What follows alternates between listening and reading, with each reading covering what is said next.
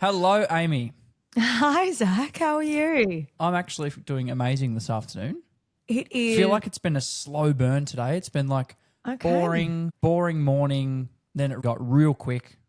And then all of a sudden, we're podcasting. Right. Okay. Well, you're in a funny mood today. I am in a funny mood. I like it. I like how it. you It's going? actually pissing down here. Yes. And look, to be honest, I've been sitting at the computer all morning, so I'm a little bit like, oh, someone to talk to. It's been you nice. could have called me. Yeah, look, I've been trying to get things through, and this is probably in line with our topic today. Hit Because me with it. yeah, it's things that I guess get left astray a little bit when spot checks as the owner and manager don't get done. So my biggest saying is it isn't always as it seems. A lot of the times I'll check in and say, hey, how's everything going with third-party accounts? Or how's everything going with the debtors? And they'll give me a figure and I'll go, okay, but nothing else from there. And I sometimes go, I'm just going to go and have a look. But when you start to dig a bit deeper, we start to see some pretty big issues that There's nothing worse than that feeling of the more you dig or the more you go looking for things, the more you'll find. it's a brilliant put your head in the sand theory. If you really don't want to spend all afternoon, don't look. Yeah, which is not the best place for an owner, director, or even a manager to be. Yes. I mean, But probably people say, what do I look at? True, but probably in line with previous topics that we've gone through, Amy, in relation to attention to detail, but also in relation to managers knowing what to look for throughout a day or delegation even. I mean, hate to throw back to our dump truck episode about delegating. But when you talk about all things delegation and the management of staff, and when you're a manager managing admin leaders or senior receptionists or other managers, being mindful of what to check to make sure things are under control. I guess from this, what we're talking about is though those high level big ticket items that when they don't get done, it becomes probably embarrassing on some hands, but also on others, it's just more of a cleanup task for everyone else around you. Spot checks that we can do across the business from a management point of view or a high level management point of view, either by the owner or the director, might be things that you want to look for, are really what we're going to raise today, correct? Yes. And I guess the reason, let's just quickly talk about what happens if you don't do it. So I know you were saying, it leads to frustration and disappointment and embarrassment. It also leads to micromanagement. Yeah, I absolutely. know myself, if I am continuously going across something, I'm hearing it's fine, it's doing well, and this is great, and la-di-da, and everyone's happy, and I go in and I have a look and I go, really? I lose confidence real quick. Absolutely, yeah. Real quick. And then what the ugly bear of micromanagement creeps in. Nobody likes to micromanage. I hate micromanaging. No one likes to be micromanaged. Full stop. Full stop. So it is the loss of confidence there, loss of confidence in the team, loss of confidence in your management team if you're an owner, or if you're a manager, your owner is going, are they really all they seem? And when you start to dig, you can dig very deep and start to uncover a lot of things that generally aren't big issues, but collectively cause a loss of confidence. And in turn, really, you don't trust a word that comes out of the manager's mouth or your team. And you start to think, what is the point here? Am I supposed to be doing this, or am I the only one that can do this? And you need to reflect. I think we had a chat about it yesterday, Zac. Do we then reflect and say, well, how did we train this person? Is this person up to speed with everything? And we go, yep. What is it? I'm a big one for reflecting and looking inwards first. But in some cases, it's like, look, I don't understand why we're in this position. Yeah, which is, and that's what I mean. I mean, it's frustrating. When we're talking from an ownership point of view, I mean, I can't imagine how frustrating it would be for you to start this business and put all your energy, effort, money, risk, have your kids eating baked beans when you're trying to get loans approved, and all those things that owners do these days. Maybe not the owners that are doctors. I mean, we know the banks throw money at doctors. Makes it a lot easier for doctors. Have a DR in front of your name. Absolutely. But that's fine. You could have gone up the ranks and done a doctor degree. Amy. Oh, maybe that's on you. A few extra years at uni.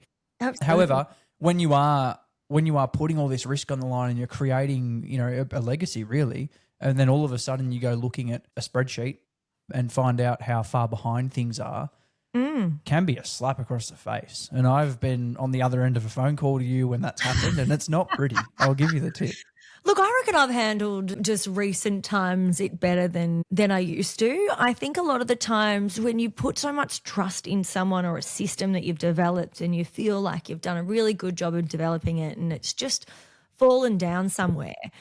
And not only that, but it's fallen down in a way that no one else can see that it's fallen down. Yep.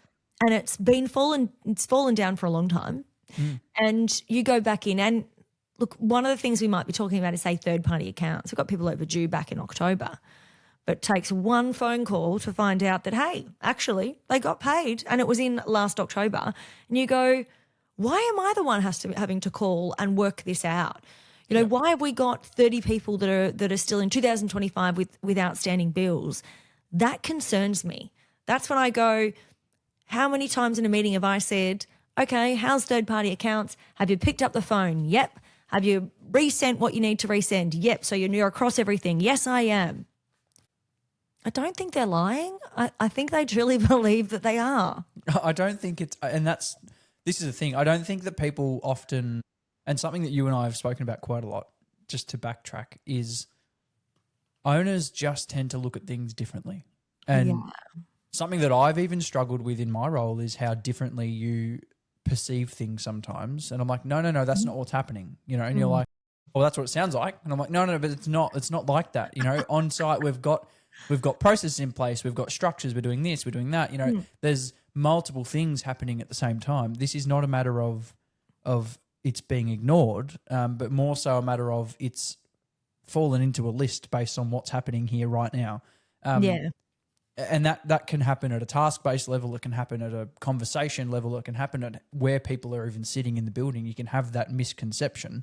However, at the same time, you're looking at the principle of a situation where I'm looking at a spreadsheet, the same spreadsheet that you've looked at in the past, and I'm seeing something completely different to you. How are we getting two different completely contrary interpretations of the exact same row on a spreadsheet? That is the part that is beyond me. But I also understand how frustrating that would be for you to look at something that three or four other people have looked at and find something that three or four others didn't. Must be a really frustrating position. It is. Yeah, absolutely, Zac. It's sometimes not even the fact, though, that you're looking at it the same way that they are. It's just the depth in which you look at it. Of course. So if I just look at the spreadsheet, I might see like everyone else. But what kind of gets me a little bit is that we might talk about this spreadsheet 5 times in the last month. 5 times. And each one of those 5 times, I ask the same questions. How's it all going? Are we up to date with debtors? So obviously our KPI is sitting at no one sits on that list for more than 30 days. I can see that we have people far greater than 30 days. What's the plan? I'm resending invoices. I'm getting in touch with third party and I go, great. Fantastic. We move on. The next time I ask exactly the same question, and that's 5 times, I go on and I have a look and they're still sitting there. So what do? I pick up the phone and I start to do the job. I only have to get one phone call in to know that actually no one's even made the phone call. So that's the crux of it. Yeah. How do you get your staff to actually not tell lies? How do you get your staff to truthfully say, no, actually, I haven't had the time to do that. I would have much preferred that. Yeah. And look, perhaps the question is that then a cultural problem, or is it a fact that the wrong person's assigned to the task, or is it a fact that there's not enough spot checks happening, which is, I guess, how we came about doing this. Spot checks. Yeah. I guess how we came about doing that task today is, and then this topic today is how important it is for a manager or an owner to do in-depth spot checks, complete that internal self-reflection, perhaps put the frustration and the anger about being lied to or not being told a full story in the back pocket for a moment, and set up some processes on your own front to make sure that we don't end up in this position again. Yeah, I think That's right. I think there's one thing doing spot checks, and we'll talk about all the areas, but let's go one step deeper. And what do you do in a spot check? How far do you go? I don't want to be spending days, hours on doing spot checks. Of course. I can go and look at the spreadsheet and I can tell already that, we're not getting any, it's not getting any smaller. That's your first problem. And that's a very obvious one. Everyone can pick that up. But when you have the conversation and it all seems to be going swimmingly, what's your next step? Yeah. How far do you go down the track till you can find exactly what is the problem? And I think you're right, Zac. It's sometimes I'll always self-reflect. I'll always say, how did we train this person? What is the SOPs like? Is there a net to catch these things? And sometimes it is that all those things are in place, but that person may not be right for that role, may not be proactive, may not be resourceful, may be just a person who likes to say, yes, I'm up to date with everyone because that's what you want to hear. And that's not the person for the role. But that also takes time to realise and time to eventuate. Yeah, of course. And that's why, in my opinion, you can't have the frustration directed at your staff when your staff don't complete tasks that they've been assigned, because I think you need to eventually have this understanding that it's okay that they haven't done the task the way that you expected them to. At the end of the day, you need to have a process in place so that an outcome that you're willing to accept as an outcome is the resolve. We need to push towards a greater success, clearly, because what's happening right now is not the way that we want things done. And this applies to any task, whether it's third parties, whether it's batching, whether it's managing day-to-day staff, your opportunities in your appointment book, managing nurse utilisation, like any task across the clinic that we've spoken about in the past. Yeah. Yep, I agree. So let's start going through these spot checks, Zac, and some of the reasons as to why. Maybe if we have some examples of what has been found and how we've kind of come past that. Yeah, for sure. What are some of the areas that you would spot check as a manager coming in? Yeah, for sure. And I guess now in your role, Zac, you're not managing it all the time. There's another manager in place and you're just overseeing everything. You would see things now from a very different light. Yeah, absolutely. Things that frustrate me probably a lot more than they ever would have. And that's just by default. You look at things where I and come go, from sometimes. yeah, now. yeah. It is easier to see through a lens when you're not, if I've never been in this role, I would never have looked at things through the lens that I currently look through things, of course. Absolutely. And I find myself being a lot more critical of things because I'm not the one that's executing on site.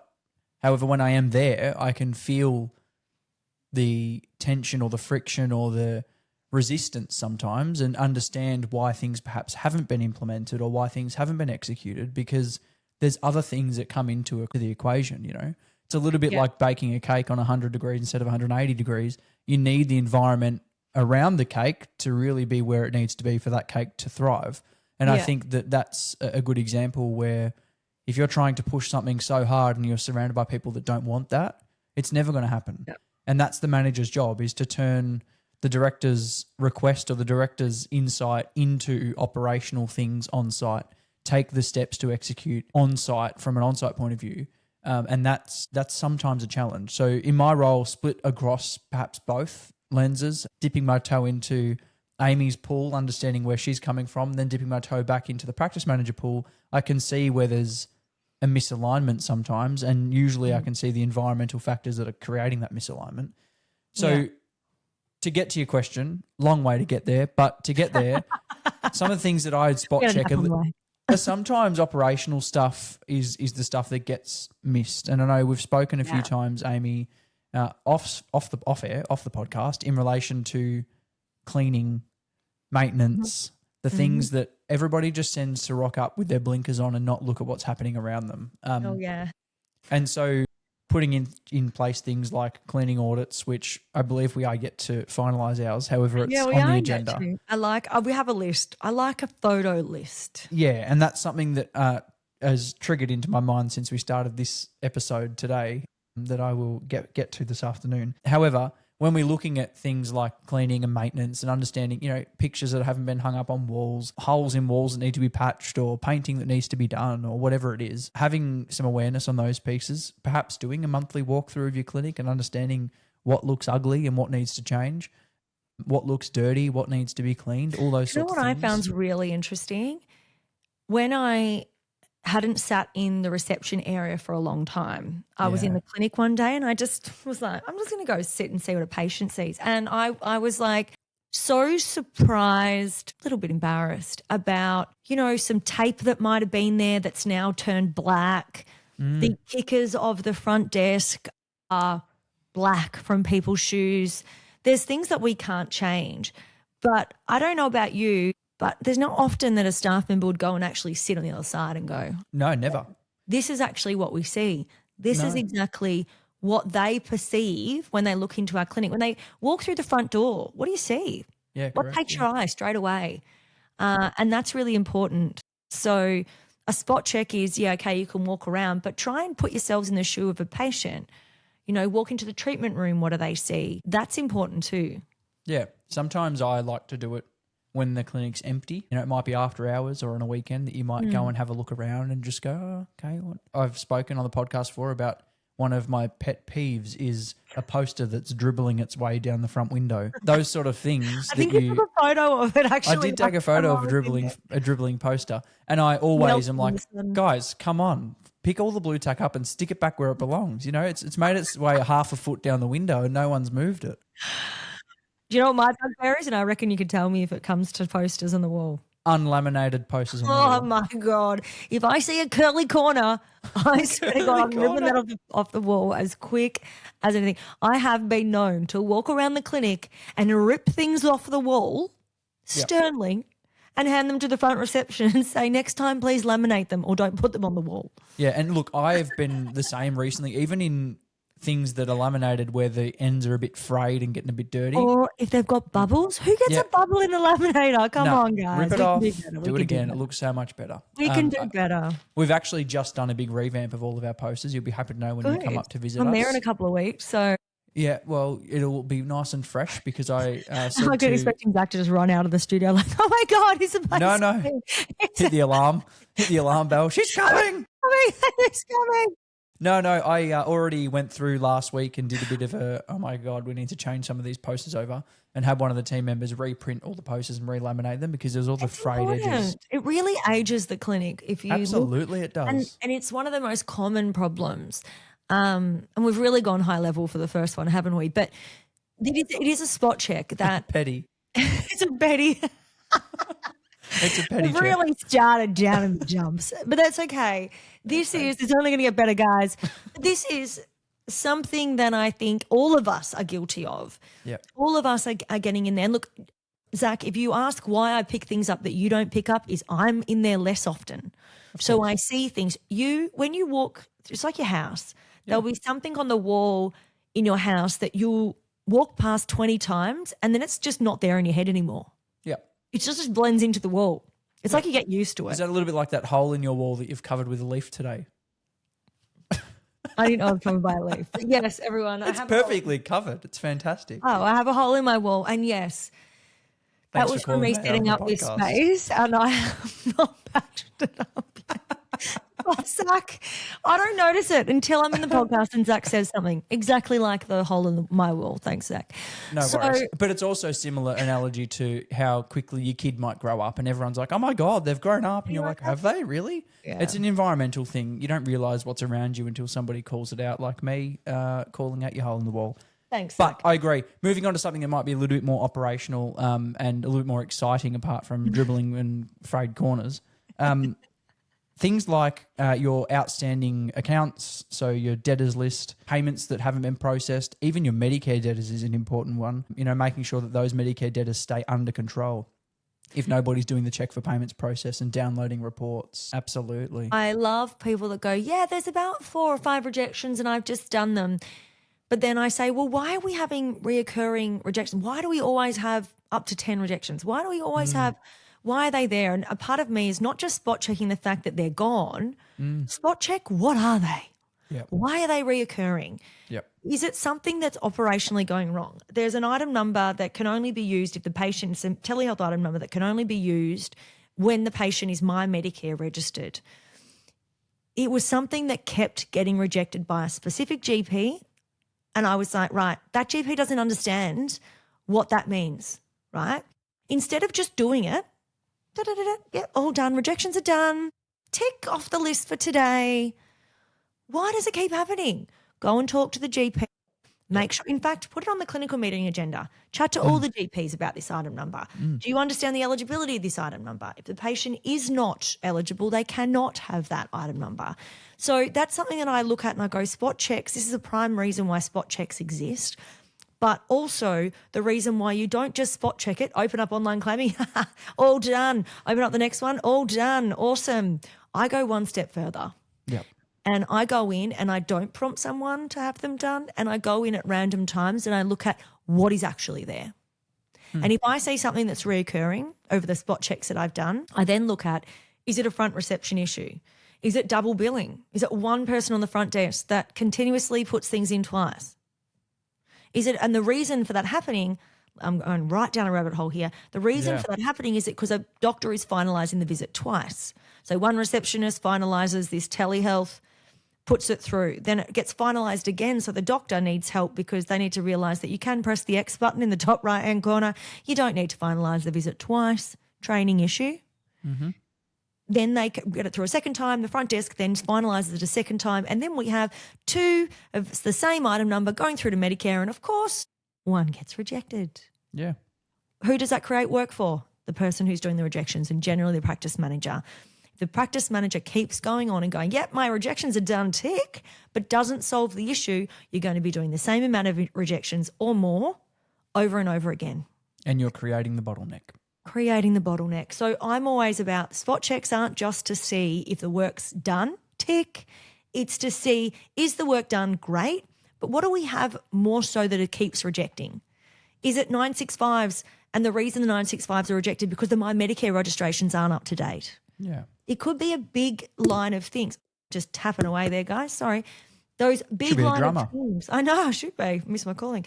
Those big line of things that we do need to have a look at.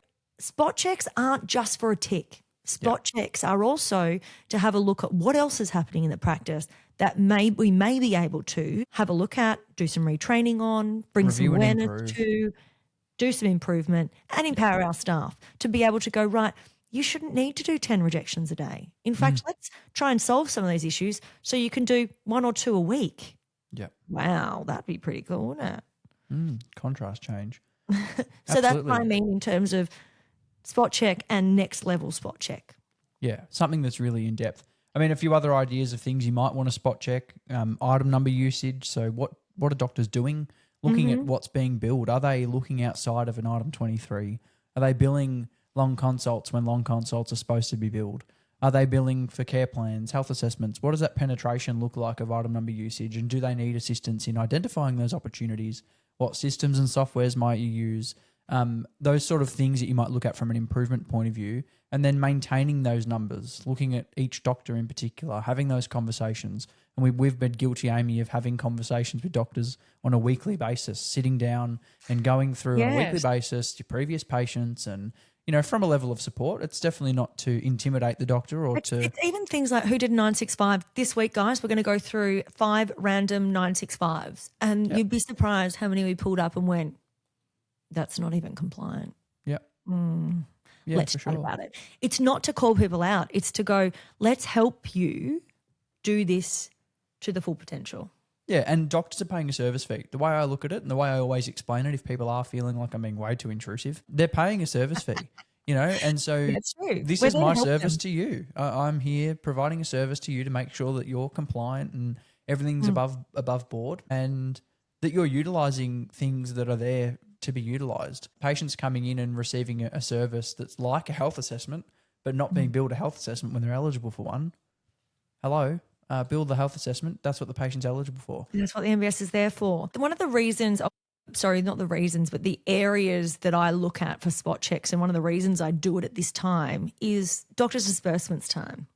We pull a report anyway that shows what the doctors are billing. Now, if you're seeing that, you know, Dr. A is doing, you know, health assessments, care plans, 699s, There's a great array of item numbers and it's, their list of item numbers is expansive. Similar number of patients to the next person, but their item numbers are quite small and they've only got 23s, 36s, the odd care plan or health assessment, but similar number of patients. You start to think to yourself, what is it, a block in education? Is it something that they're not confident with? Do they understand the eligibility? Do they need assistance in looking at who is and who is not eligible? Or in some cases, it might be they feel they don't have the time or the resources themselves to do that right then and there. Yeah. So we pick those things up in the spot checks and go, right, let's actually go and speak to it. We've got 2 at the moment, doctors that are doing things significantly less than others. And we've been working with them one-on-one to have a chat. And you'll be surprised when we first asked the question, right, what's the eligibility to a health assessment? It was really vague. They got it right and they knew what it was, but you can hear the lack of confidence, and that's okay. Again, part of the service fee is for us to ensure that you understand all of the updates in the industry and we can keep you abreast of all of these things and ensure that you're going onwards and up, especially doctors that are on training programs. We're there to assist them. Not only does it help the practice, better health outcomes for the patient, but also revenue-wise, we're actually billing what we need to be billing as well. So great spot check to do, which you can have an action off the back of. Yeah, for sure. Another great spot check, and one that is something that's critical at the moment, links in with our rejections conversation, Amy, is your My Medicare registrations. Yeah. Something that often is done incorrectly in clinics. When I'm looking through my clients' clinics and the like, you sort of look through, you can see they have a regular understanding, but nothing really too detailed. Patients don't understand the program at all. It's been very poor marketing campaign from the government. Well, let's be honest. At the start, there was huge marketing. Start when we had there was nothing really in it for the medical centres. We were told there were things coming. Yep. There was lots about it. And we were told to get registrations and do all this stuff. And we go, for what? And now that there's actually things in place, there's very little marketing around about the whole My Medicare. Yeah, I sat on reception yesterday for a couple of hours and there was patients that just had no idea. And I was like, wow, like this is really amazing that patients don't understand this program. Obviously for me, it's normal to understand exactly what it is. I think I was one of our clinics first because I jumped on and trialled it myself through MyGov, but it's something that is really not promoted at a patient level. And that's on us. We need to be doing that promotion. We need to be doing that work to get patients registered when we need them, particularly patients that are receiving care plans or mental health treatment plans, obviously, at this point in time. But most clinics are focusing on this across the board. Every patient that registers a new patient is offered a My Medicare registration. Yeah. It's still a voluntary program and we get that, but patients need an understanding as to what the program is and why My Medicare exists and what the restrictions are. If by chance they do happen to be registered elsewhere, what that might mean if they are receiving a care plan or a mental health treatment plan at our practice. So looking into that program a little bit more, understanding who knows what about the program in your team. The spot check in this would be an assessment of who knows what in your reception team, your nursing team, and across your GP base, but as well as what the registration process is, because filling in a form, scanning it to the patient file and shredding it is not enough. We need to get into our PRODA. We need to have a digital form of some sort. We need to be able to have options and be accessible to patients, but then be processing those things on the back end in time for rejections to come through and us to be able to resend claims and understand exactly what the flow is for each patient. So doing those checks at a management level will avoid lots of unpaid claims sitting there unactioned, but it'll also increase your awareness as a team as to why it's so important to complete My Medicare registrations. Can we just give a bit of an example? We had, call it 35 of them sitting there. And there was a question that was asked to the manager. So how are they going? She said, well, the person who's responsible for those was sitting there yesterday and they said to me that they've probably got 32 of them done, call it. And I was like, great. I said to Zac, oh, that seems all right. And you were saying, yeah, it's all up to date. Looks good. Yep, that sounds good, that update. That person was sitting there. It looked like they were doing My Medicare, looked like they had done what they needed to do, but that was all the manager did. It's a great example, Amy. It's a great example. However, when you went to have a look today, Zac, how many were done? 2 out of 34 were completed. So I sat there and I registered the other 32. So I look at that and I go, that's a prime example of just doing a spot check of that looks right, but not doing anything else. You know, I know, again, it goes back to you can ask someone and they can tell you till they're blue in the face things are done, but sometimes you need to have a look a little bit further. I'm not talking micromanagement.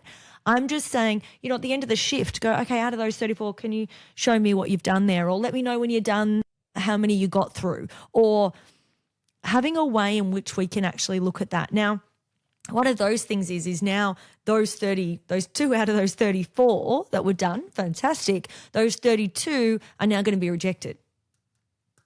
Yep. That causes a bit of work for who? Somebody else. Yeah, so just be mindful, obviously, that it's dependent on what the patient's background is, but 32 of those are at risk of being rejected is probably the best wording. I think that most of the time patients aren't registered at other clinics, but that will change as we progress throughout this program. And I mean, the more months that we get through this year, we're already in the end of March, the more months we get through, the more rejections you'll start having for My Medicare. So having patients complete registrations on each occasion of service is important, because at the moment, obviously, for those that are unaware, My Medicare in particular, if they are not registered at all in any clinic, they can receive the service with any GP. However, if they are registered elsewhere, they must receive that service with their registered GP or the clinic where their registered GP works. So it's a little bit of an intricate program where you've got to really look at the detail. To avoid all of the rejection possibilities, the best way is to complete a My Medicare registration form, because then you can say, actually, I've got a form here dated and signed by the patient saying they intend on moving their registration to us. We will then process that form through Proda and resend the service accordingly, making sure that that Proda registration is backdated. Be mindful, though, that you can't backdate a registration if it's more than 28 days. So this is why spot checks are so important, because had that 32 have sat in that pigeonhole for more than 28 days, I would have had to have shredded them all and they would not have been registered. I would have been contacting each one of those 32 patients. You would have noticed all the rejections first and foremost, but yes, absolutely. Importance of doing spot checks and being aware of what's happening around you. Now let's do a quick fire on some other spot checks that we do. I love the do when they're put together.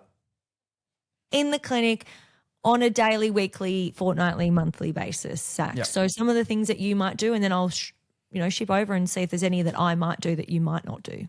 No worries. Obviously, looking over the appointment book, appointment checks, are your appointments booked in properly? Contracts and HR are a big thing for me too. I know that these things build up and come back to bite you. So are your contracts being done properly? Do you have updated amendments? Are your rosters under control and aligned with your contracts?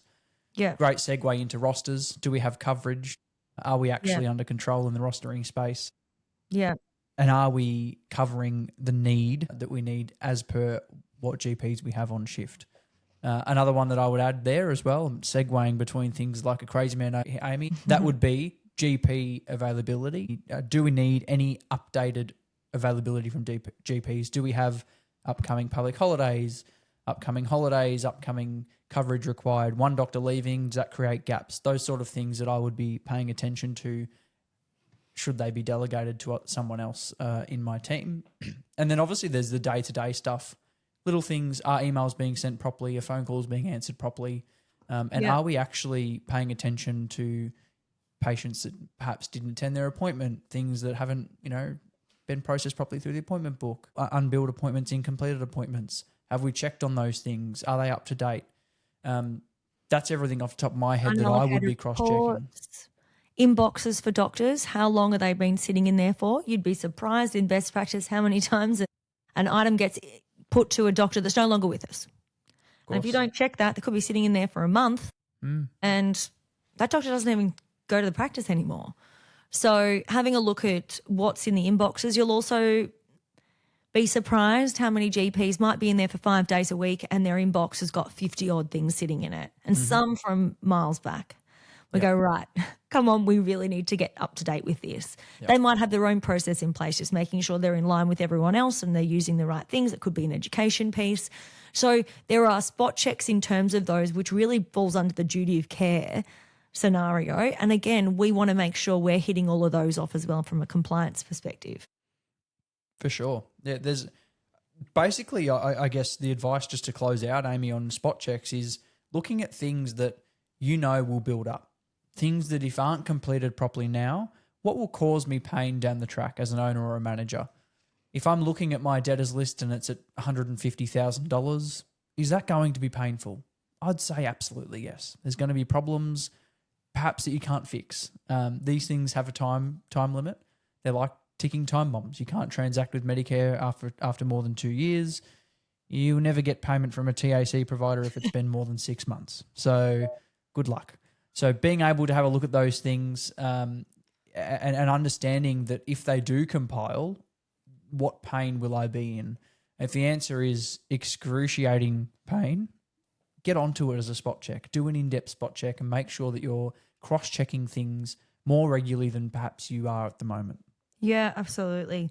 The other thing I would say from not just an operational perspective, and I know this is probably just a podcast in itself, but from a management perspective and a HR perspective, things like, are you up to date with things like appraisals? Are you up to date with all of your staff records? Are you up to date with things like key registers? There's things that you probably wouldn't need to spot check all the time, but when you're doing an appraisal with someone every 3 months or 6 months, depending on when you do them, do your spot checks on those areas. What I would do is a spot check, a big spot check every month and one every week with your rosters.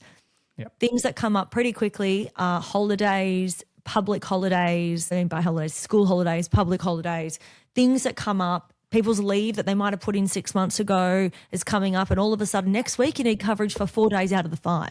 Whoa. Oh, whoops, I forgot to do a spot check to make sure. The other thing is making sure you're spot checking between what's on best practice in the appointment book and your staff, because things will change. Doctor will come in and say, hey, can I have next Thursday off? And you go, great. Can I have next Friday off? Yeah, no problems. You mark it out in the appointment book, but you forget to cross-reference it and do a spot check on your rosters, and all of a sudden you got all these staff and not many doctors. Guilty. I think we're all guilty of it. But it's something definitely to spot check in that area. Maybe we can get together a little list of spot checks to do, Zac. Yeah, for sure. And put it in our resource section. So if you are new to practice management, you're an owner that wants to have a look at and see how is it all going. One thing I would say though, and this is what happens to a lot of clients of mine, is I don't know that my practice manager is doing everything. I don't really know. Can you just check? And I'll go, you know what, how about I teach you how to check? Yep. Because you can't do spot checks on things that you actually yourself don't know how to do. Yeah, and look, having a resource in place that supports not only you as the owner to do those checks, but the manager themselves to do those checks increases awareness. We've seen that work over many years by putting checklists in place and creating almost a little audit, a management audit. Your manager becomes more and more aware of things that they should have been aware of all the way along, just by simply setting an expectation that these things will be looked at. Yeah, absolutely. So making sure you know what your manager does and how she does it, but also what the staff do if you are wanting to look at it. If you're a manager and you might have a front desk reception team, you're new into that practice and someone's taking over third-party accounts and, well, Jenny does it, so I don't really need to know. You're not going to be able to spot check it if you don't know how the process runs. Yeah, for sure. So make sure you know the ins and outs and roundabouts of the practice. If you're the practice owner, even more so. I know it's something that people go, oh, God, but there's so much to it. SOPs, having things in place, not only is that great for a transfer of person doing that role, but also for someone who wants to come in and just check it out and see where things are up to. And the other thing that I might add quickly is that fresh eyes sometimes is really refreshing. Having someone come in, take advantage of those new staff members that are coming in with fresh eyes. Use that as an opportunity to check over your appraisal document. Are things in check? Follow the SOP and tell us if you're noticing anything that's outside of the standard that we have documented. Don't just induct people into bad habits. Yes. I always say, I really want you to read it, because if there's anything that doesn't make sense to you, it probably doesn't make sense to someone else. So please call it out, let us know, even if there's a spelling mistake, something that yourself, if you're doing one of these SOPs, quite often when you write them, you've been doing that for over and over, you'll miss a step. So if it doesn't make sense and you get stuck, then everyone else will too, and I want to know about it. So very important for you to be able to use that as an example. And that's why I guess as well, when you're doing these spot checks and things are coming up, don't just go, oh, there's a problem there. Fix the problem. Look at the SOP.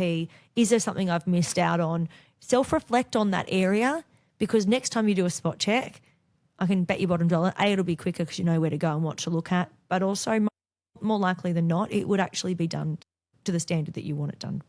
Yeah, for sure. All right, Amy, I think that's a jam-packed episode. If we say any more, their heads might blow off. But I think we've left a lot on the table. We'll pop the resource up at the same time as the episode's being published. Yes. Anyone that needs any assistance in spot checking, feel free to reach out. We always have a spare 10 minutes in our day to respond to your queries. So info@practicepartners.com.au or give us a call. Would love to have a chat. All right. Sounds good. Thanks, everyone. Bye. Thanks, Amy. See you on the next one. Bye.